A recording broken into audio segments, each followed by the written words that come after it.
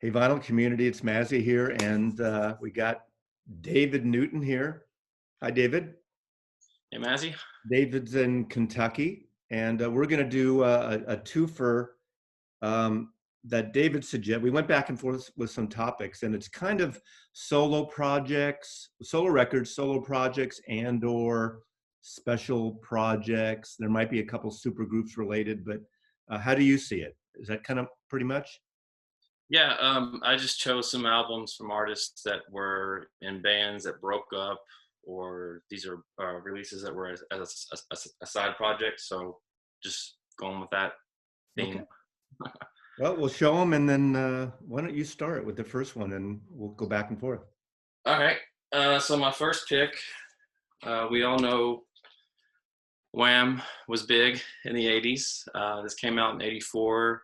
They had maybe one more album after this. And then in 87, George Michael's releases his solo album, Faith. Fantastic album. My wife's favorite. Of course, you got the song Faith, Once Is Your that the one Sex. with the models? Is that the one with the models, the special one with all those supermodels? The video, remember that? Yeah, that was the video. I know, I'm sorry, that was his video for Freedom, which Oh, came out right, under another album. got Yeah, it. but this has I Want Your Sex on it, Monkey, Father Figure, just a big hit for George Michael's. Okay. I'm starting one really a little off the wall. In 1969, there was this review in Rolling Stone magazine of this super group recording session that Bob Dylan was in, Mick Jagger, George Harrison, Paul McCartney, John Lennon, supposedly produced by Al Cooper. And it was this whole article that was written up in Rolling Stone. And then Warner Brothers put it out. Now, the kicker is this was written by the rock critic, music critic Greil Marcus under a different name, and it was a fake review of a fake record and a fake jam session. However, they kept going with it, and other, including Ralph Gleason for the Chronicle, other reviewers picked up the story, and Warner Brothers hired this group from Berkeley called the Cleanliness and Godliest Skiffle Group, and it was supposedly put out the supergroup, but because of contractual limitations between Dylan, the Beatles, Stones, because this is 69 when the Beatles hadn't quite broken up, that they couldn't put their real names on it. So this came out, I think it charted it was in the top 100 barely, if that. But it turned out it was a whole hoax. It was a fake, phony thing. So I think in line with a lot of my videos that I cheat on, I'm starting with a record that's a supergroup record that didn't really exist. And it's a funky record. There's a song that opens up with a song called I Can't Get No Nookie. And supposedly it's Mick Jagger singing. And of course it's not. And it doesn't even really sound like him. But that's my first thing. And it came with the phony review and everything. So it's one of those big kind of cool rock and roll hoaxes. I don't think the record's really valuable, but if you ever see it, pick it up. It's kind of a fun little rock and So, roll so thing. none of those artists appear on that album then? It's totally fake. The Wow. review came first. The review came first in Rolling Stone, and Greil Marcus, under a different name, wrote this review. And everyone, apparently all these artist managers were calling up, thinking, "What are my artists doing? Did they have this jam session? Nobody knew about it." And record companies were kind of clamoring to possibly bid on the record. Turns out Warner Brothers paid 15 grand for it, which is, in the grand scheme of things, not a lot of money in those days for a record like that, especially if it was all those artists in 1969. It was a total phony thing, and it got to be this cult following. It's not a great record at all, but it's kind of cool thing that I have to have because and It all already the liner notes have nothing to do with it. It kind of alludes to this jam session, but since they were under contract with other artists and labels, they couldn't give the quote the real phony names even, or the phony real name. So that session took place already with the Rock and Roll Circus, right? well, yeah, around that time was that 68 was a rock and roll circus, late 68 with, in a way, yeah, Clapton, and that's a good one too. I didn't think Yeah, to pull that, but that was, Clapton, Taj Mahal, The Who, yeah, uh, Jethro Tull. Jethro Tull. Yeah. the Plastic Mac Band. Yeah, with John Lennon. Anyway. Freddie Mac. Yeah. All right. Mac. My next one I'm going with is Sting. I'm not a big Police fan, but this was his album that came out in '93, 10 Summoner's Tales. Great album. The first single from this was called It's Probably Me, which I had heard on a soundtrack to, I think, Lethal Weapon 3 or 4, and it had him and Clapton on it, but he released a different version on this album. This is a little more upbeat than his previous album. I think it was called Soul Cage or something like that. Yep.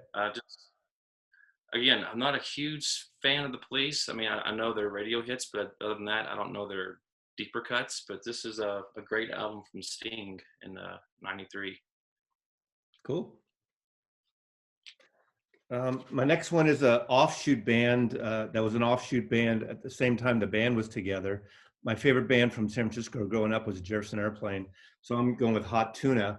Bluesy, they started out bluesy folky. It's Jack Cassidy, the bass player, and Jorma Kaukonen, the guitar player of Jefferson Airplane. The first album was a live record recorded in Berkeley, all acoustic, Hesitation blues, and mostly standard blues things. And this was a Record Store Day version from a few years ago that actually had the entire show from this show. Really a cool record. It was an expanded, it's 2-record set because this was edited from the show. And then of course, Hot Tune ended up making, I don't know, 6 or 7 albums, and they had their whole career on their own, which was a total separate thing, especially into the 70s, or a lot more consistent than the Airplane. And then the Airplane morphed obviously into the Jefferson Starship. So I love Hot Tuna. I like their bluesy rock and roll. And one of the loudest shows, I saw them at Winterland when they played an electric show. And surprisingly, just for them, it was one of the loudest shows I remember ever hearing, and my ears are ringing all night, one of those. So anyway, Hot Tuna, I love Hot Tuna. Hot Tuna, I'm not familiar with. I've heard the name. I just don't have any of their albums in my collection. Bluesy rock and roll. Yeah, bluesy rock. Speaking of bluesy rock, I'm going to go with Eric Clapton. I'm a big fan of Eric Clapton. Next to the Beatles, he's probably my favorite artist of all time. I was going to show Slow Hand, but I've shown it so many times. 461 Ocean Boulevard's another one that was big for Clapton. I mean, his whole catalog in the 70s was really great. Yeah. But yeah. I'm going to go with my favorite from the 70s, and that's Backless. Huh? I really like, the Tulsa Tom was a big hit off that one. That Don Williams song, I think, right? Didn't Don Williams write that? Yeah. Yep. Yeah. There's a couple other songs he does some covers on. Walk Out in the Rain's a great song. Really not a bad track on this one. This was just before the 80s kicked in, and he started working with, people like Phil Collins, and his whole sound changed. I get so excited when anyone mentions Phil Collins. Oh, I know you're a big fan. I love that. That's my favorite thing. I did that video on J.J. Cale. I love that he basically, J.J. Cale probably made more money off of Cocaine and Midnight, After Midnight, and a couple of songs, 3 or 4 songs he did, and then that album he did with J.J. Cale later. It's really good. I love that. J.J. Cale made more money off that than his own albums. Yeah, he did. But he has some good albums, though. Yeah.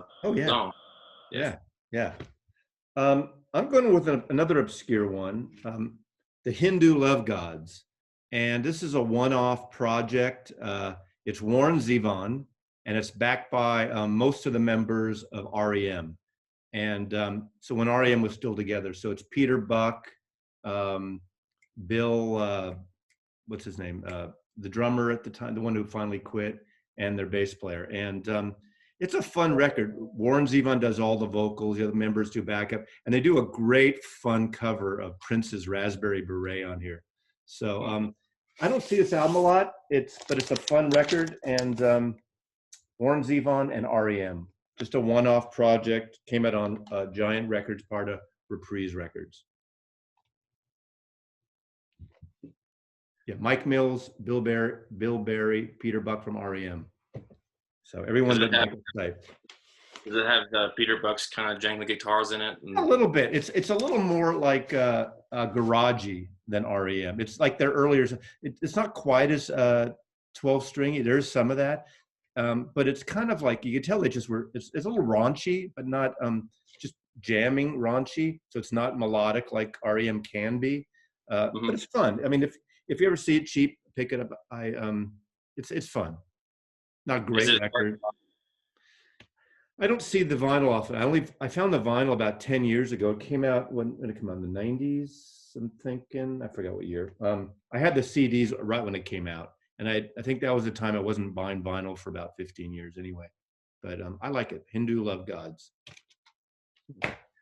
Yeah, Warren Zevon's another one of those artists I'm not overly familiar with. I mean, other than his big hit, though. Where Was it, London? Yeah.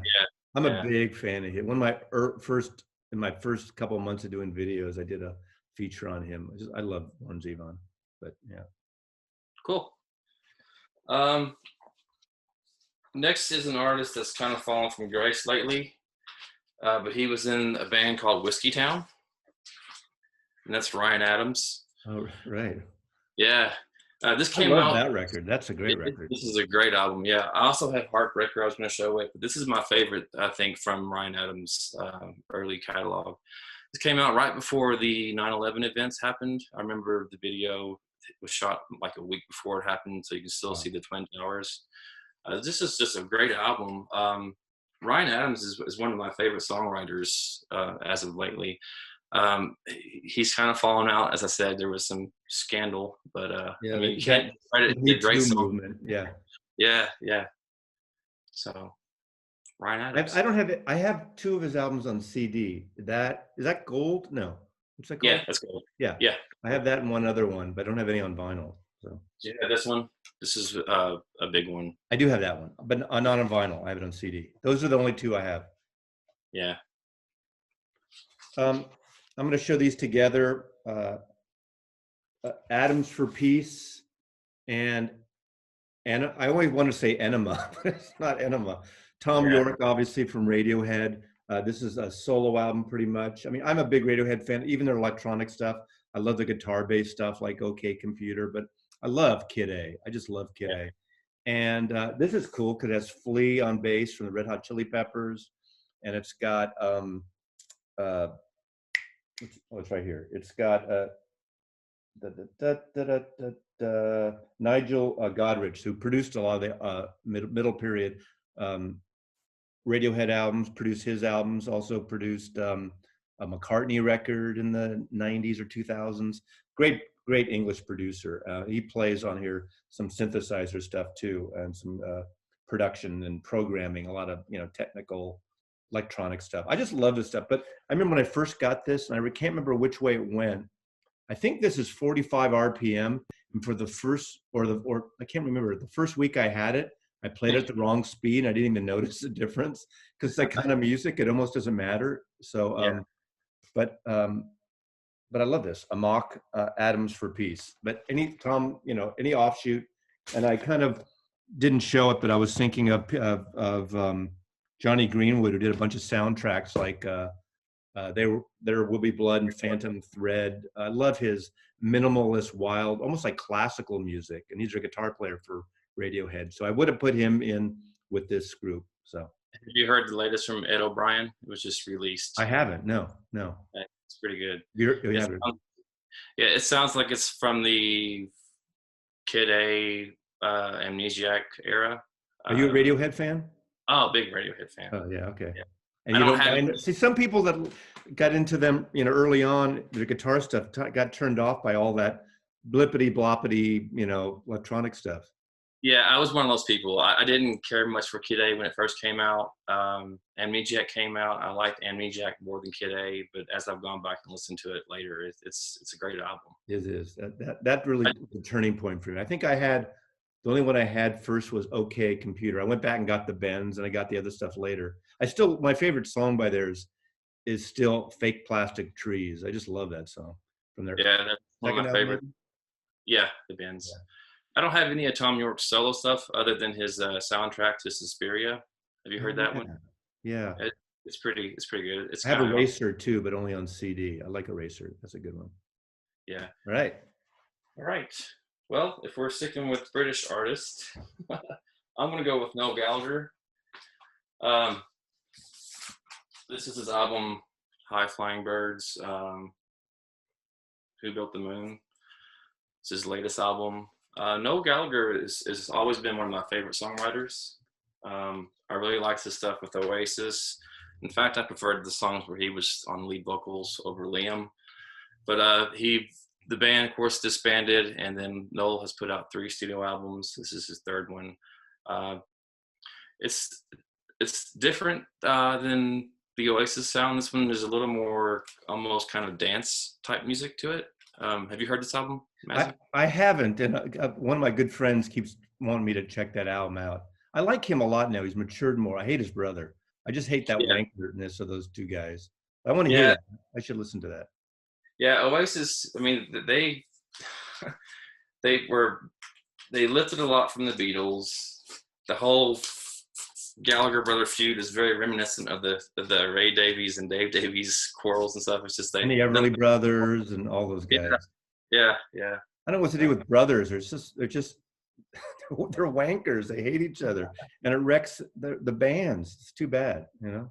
At least the Yeah. Kinks lasted longer, even though they like were throwing stuff at each other apparently. So, Yeah. my next one is the only kind of grunge related thing I'm showing. That's Mad Season, and this is a super group from is it 95 or 2005? I'm blanking out. I think it's 95, and it's with Mike McCreary from Pearl Jam. It's Lynn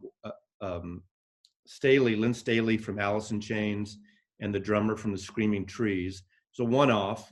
Half the band now is dead. Like 2 or 3 years later, they OD'd. It seems to be kind of a thing for a lot of Northwest grunge supergroups to either commit suicide or OD or a variation, which is kind of sad. I hate to say Yeah, that. And I didn't get into this album at the time. I only got into it when I moved up to Seattle 6 years ago. And this is a reissue from 2013, and it's really good. And I go hot and cold with grunge, and now I feel that I live in Seattle. It's like the home team. I have to get into it. I love Nirvana. Pearl Jam, I go hot and cold with, depending certain things I love with Pearl Jam. But I never got into Alice in Chains. I used to have Soundgarden CDs and all that stuff. So, but this is an amazing record. It sounds really good. It's kind of moody, but not over the top. And I mean, it's more in my wheelhouse than a lot of other stuff. So I highly suggest it. Mad Season. They did a thing. I think it's a live. I don't know if the whole band did it, but I heard a tape of it, and I don't know if there's a record version of it. Someone's going to tell me. But a live no, version with the Seattle Symphony of stuff from this. So Mad you just Season. rock. Is it more along the lines of Pearl Jam or more Alice in Yeah, Chains? but I want to say it's mellower, but I don't mean mellow in a bad way. It's more their it's more introspective than out there with that, you know, yarling sound that a lot of grunge grunge groups that I can't always get into. But you should listen to it. I'm sure you can listen to it on YouTube or somewhere before. But I heard some of it. I kept hearing about it, and I jumped on it. I love this record. I only got it a couple of years ago, and I play it a lot. I like it more than all their individual records. But I'm not a huge fan of that stuff anyway. So this is great. Mad Season. I don't have it handy, but Temple of the Dog had an album that was like that. I thought of that. I don't have that album too. I've heard it, but I don't have that. Yeah. Yeah, it was Chris Cornell, Mike McCready, Stone Gossard, and Chris. I can't think of his last name. That plays drums. There's a real tight. It's funny. There's a really tight, and I'm finding up since I've been here for 6 years, a really tight sort of Northwestern group of people. They jam with each other. They were in bands earlier than later. Between obviously between Seattle and Tacoma, Bellingham up north, down to Portland and everything. And these bands played with each other, and they still do. It's a collective pride. It's almost like up here, it's the fucking Pearl Jam and Seahawks. That's all, and the Space Needle. And no offense to Seattle. I'm a newbie, even though I've been here 6 years, because I'm still in my heart a San Franciscan. But it's like the sort of late '60s with these groups in San Francisco, like the Airplane and the Grateful Dead and Quicksilver and David Crosby used to come up, and they used to play on everybody's albums and each other's albums. And it's kind of like that community sense, which I really like. I don't know a lot about it. I don't know the personalities, but it's kind of cool. Are you familiar with Kimbo? His page. Yes. And Yeah. he's done a great series on a lot of that. I haven't watched part 3. Kimbo, I will watch part 3 tonight. I watched the first 2 because I want to learn more about the music up here. And I know about it, but I didn't grow with it like a lot of people here. And everybody works who's a bartender or works in a mechanic is in a band or was in a band. Every barista is in a band. It's like big music scene still. Unfortunately now with the lockdown, that's messed up. But it's a really healthy music town. Probably like Nashville in a way, not as commercial in that way. It's more organic, I guess. Yeah, I've been to Nashville a couple times, and it amazed me. I mean, just bar hopping. I mean, every band that's playing in there is like good, excellent. Yeah, a lot of session musician types too, and or songwriters who are trying to make it. Yeah, it's like LA, but almost better because LA is more spread out. It's hard to kind of keep up with it, and it's mixed in with the Hollywood bullshit. So yeah. This isn't one that I originally pulled, but since you showed Mad Season, them Crooked Vultures. This is Dave Grohl, John Paul Jones from Zeppelin, and Josh Homme from Queens of the Stone Age. Very excellent album. Have you heard this one at all? I don't even know it. No. Oh, really? I don't know. Never seen that record in my entire life. Yeah, this was kind of a one-off thing. It came out in 2009. It's Dave Grohl on drums. He's sounds like Dave Grohl from Nirvana, just very heavy drums. Of course, John Paul Jones, is a phenomenal bass player. And then you have Josh Homme on guitars and vocals. It sounds a little more Queens of the Stone Age to me than it does Foo Fighters or Zeppelin, but it's just an excellent collab album. And if you haven't heard it, I'd recommend checking it out. Okay, that's what I like about the vinyl community. I mean, I've it's not always good for our pocketbooks because we get turned on to certain things and you follow different, like I watch your channel. I mean, there's a handful of people, and there's even some channels I watch where I'm really not into the music, but every once in a while something comes up and I get like something really out there that I would never have known. Like you've seen me like with Dave at Local Bandography and Motoric, they do, and even Sherv and Sound Strange, where they're all more to the left to center stuff. And I find these things and I just fall in love to take a chance once in a while, and well, so, but I like the real commercial stuff too. So I'm kind of in the middle of everywhere. I love it.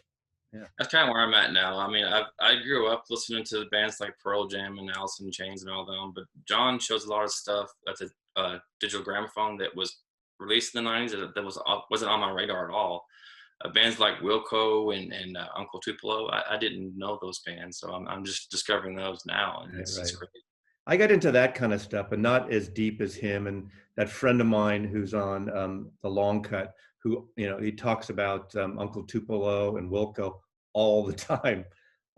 Chris, but that's and him and Digital John. But John's a hack. John just shows like shitty stuff, and he knocks off everyone else. I mean, he's not like one of those nice guys like you and Bill the Viniverse are the nicest guys. So you're probably the most soft-spoken guy in the VC. So usually I get called out when I'm doing my whispering Mazzy thing. So, but you're like that all the time, and I say that as a positive, as a compliment. So.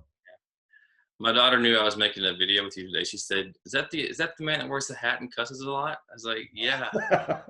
No, isn't that Blue Vinyl guy, or no? Isn't that that's Brian? That's Cosmic Brian. Yeah, I do cuss. I've gotten a couple of comments of people that hate my cussing, and I figured it's my channel. I don't know. I shouldn't do it because I don't need to do it, but it's a shtick. It's shtick. It's Jewish shtick. So, okay. I'm going with one that's I think was pretty popular in the 80s, the Tom Tom Club.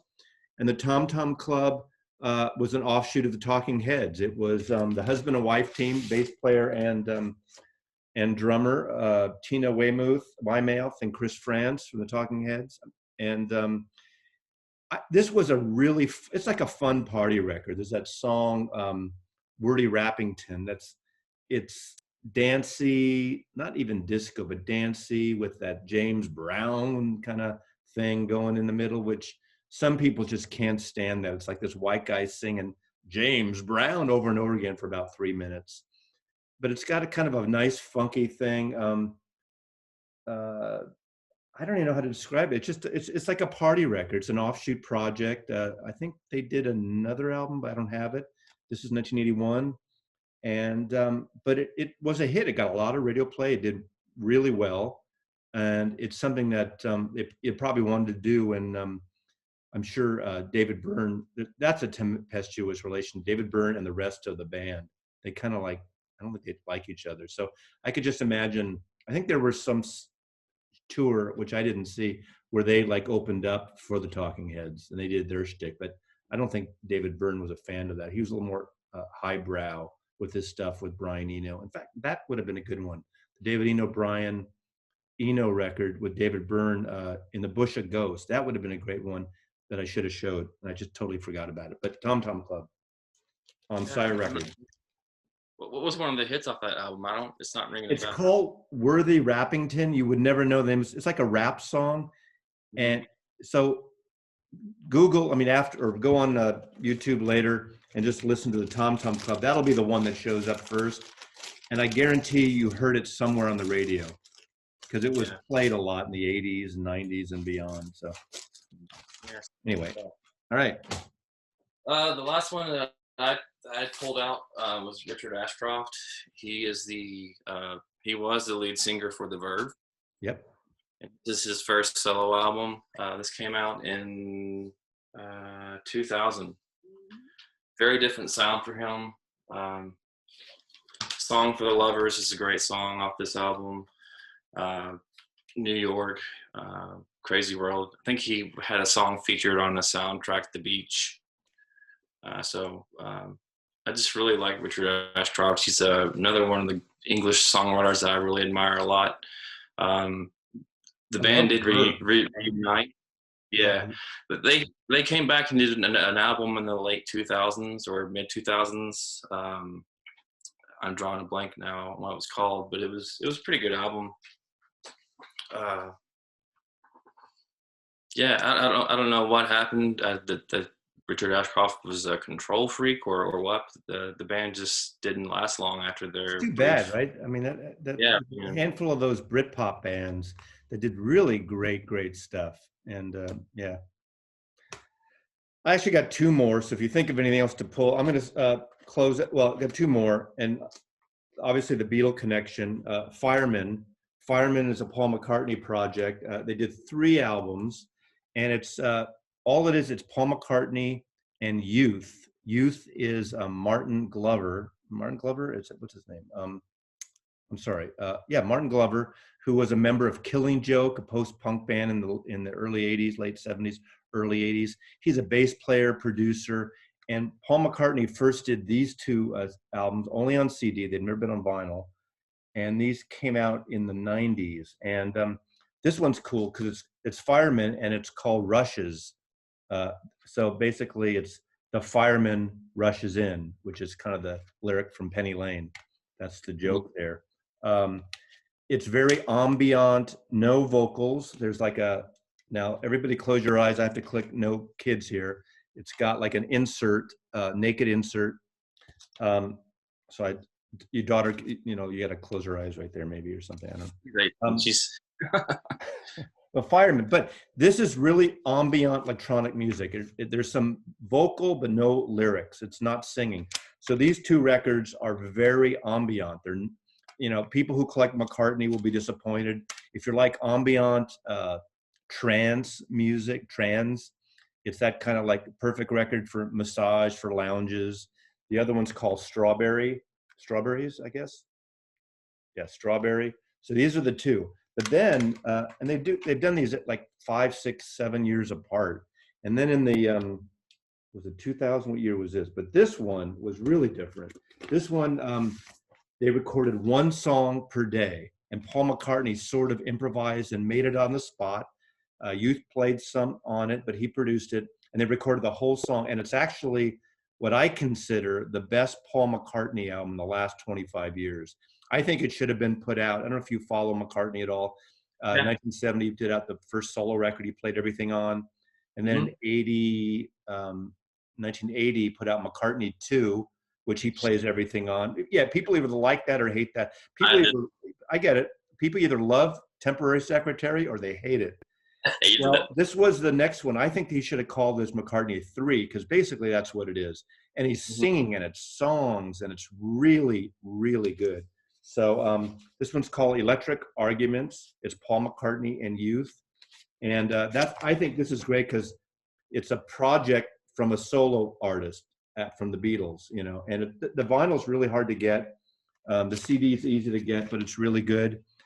And then, do you have anything else to show? Or I was going to pull one. You were talking about Paul. You were talking about Paul McCartney. Yeah, he was in the Beatles and Wings. Really? I know you knew that. Paul appears on this album. Yeah, he did a jam I have a session CD of that. I need to get that record. It is a great. Yeah, but he's played cigar box guitar. I mean, Paul's just, I mean, he's random. He's screaming that opening song, right? Yeah, it's not a very good song, but I mean, it's just, it's like an improvised. Yeah. Yeah. That documentary was great. It was very great. Yeah. I'm going to close out with an obvious, the Supergroup obvious choice project is the Traveling Wilburys. And the Traveling Wilburys, Bob Dylan, George Harrison, Jeff Lynne from ELO, Tom Petty, and on the first one, the great Roy Orbison, one of the greatest songwriter or singers ever. They only made two records.